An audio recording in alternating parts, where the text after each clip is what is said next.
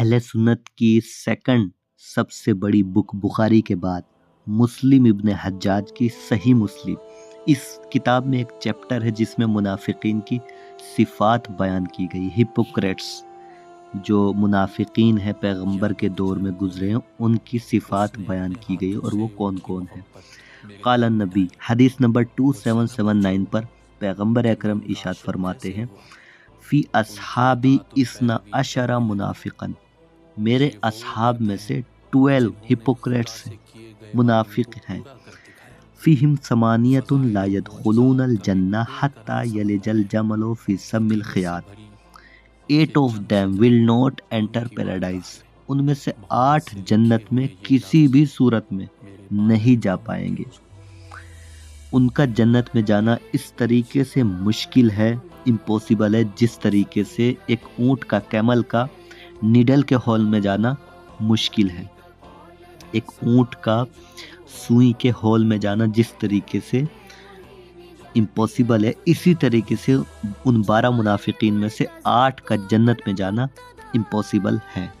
آئیے چیک کرتے ہیں اہل سنت کی بک میں کہ یہ منافقین کون ہیں جنہیں پیغمبر نے منافق کہا ہے۔ منافق کہتے ہیں کہ جس کا اندر سے اور باہر سے کچھ پتہ نہ لگ پائے کہ وہ کون ہے، کیا ہے، کس مذہب سے ہے۔ اگر پیغمبر نے کسی کو منافق سمجھا ہے تو وہ منافق چاہے اپنے آپ کو کتنا ہی مسلمان کہہ لے مگر اسے مسلم کنسیڈر نہیں کیا جا سکتا ہے۔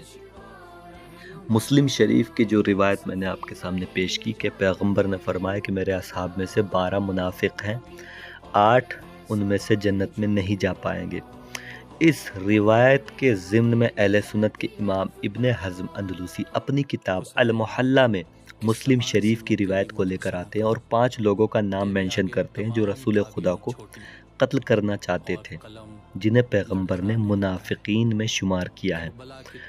روایت یہ کہ انا ابا بکر و عمر و عثمان و طلحہ و سعد ابن ابی وقاص انہم ارادوا قتل النبی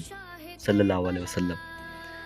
کہ ابو بکر، عمر، عثمان، طلحہ و سعد ابن ابی وقاص 5 لوگوں کا نام لینے کے بعد یہ کہتے ہیں کہ یہ 5 کے 5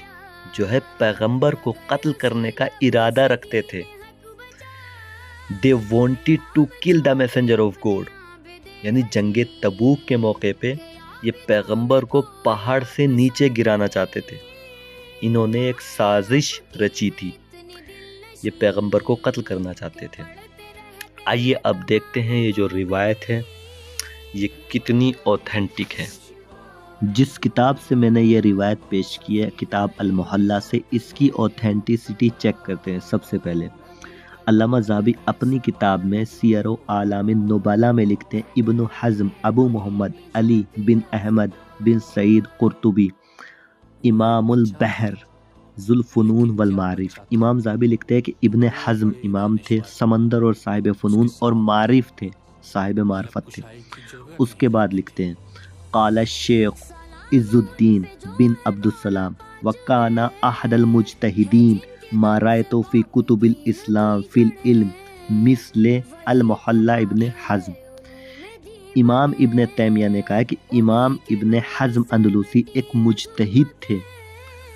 اس کی المحلہ جیسی کتاب میں نے نہیں دیکھی، سیر اعلام النبلاء والیوم 18 پیج 193۔ یہ روایت جو میں نے آپ کے سامنے پیش کی ہے جس میں 5 لوگوں کا نام مینشن کیا ہے کہ جس نے رسول خدا کو قتل کرنے کی کوشش کی، 5 لوگوں کا ذکر کیا ہے، اس روایت کو بیان کرنے والا جو نریٹر ہے اس کی اوتھینٹسٹی ہم چیک کرتے ہیں، یہ کس حد تک سچا راوی ہے۔ پہلی چیز تو یہ ہے کہ ولید ابن عبداللہ ابن جمع زہری جو اس روایت کو بیان کر رہا ہے، یہ بخاری، مسلم اور سنن نسائی جیسی اہم کتابوں کا اہم راوی ہے، اور اہل سنت کا امام جمال الدین یوسف مزی تہذیب الکمال میں اس کے بارے میں لکھتا ہے، تہذیب الکمال والیوم 31 پیج 3 پر یہ لکھتا ہے کہ امام بخاری نے ادب المفرد میں اور اس کے علاوہ کافی محدثین نے اس سے روایت لی ہے سوائے ابن ماجہ کے، اور صحیح مسلم میں بھی اس راوی سے روایت لی جاتی ہے۔ آپ 2 روایتیں نیٹ پر چیک کر سکتے ہیں اسی راوی کے سلسلے میں، حدیث نمبر 7037 کو اور حدیث نمبر 4639 کو آپ چیک کر سکتے ہیں ویریفائی کرنے کے لیے۔ اس کے بعد ولید ابن عبداللہ ابن جمع زہری، امام احمد ابن حنبل کا بیٹا، اپنے باپ سے نقل کرتا ہے اور ابو داؤد سے نقل کرتا ہے۔ ولید ابن عبداللہ ابن جمع زہری کی روایت لینے میں کوئی حرج نہیں ہے، یعنی اس کی روایت حسن درجے کی ہے۔ اس کے بعد قال اسحاق ابن منصور، اسحاق ابن منصور کہتا ہے کہ یحییٰ ابن معین ثقہ،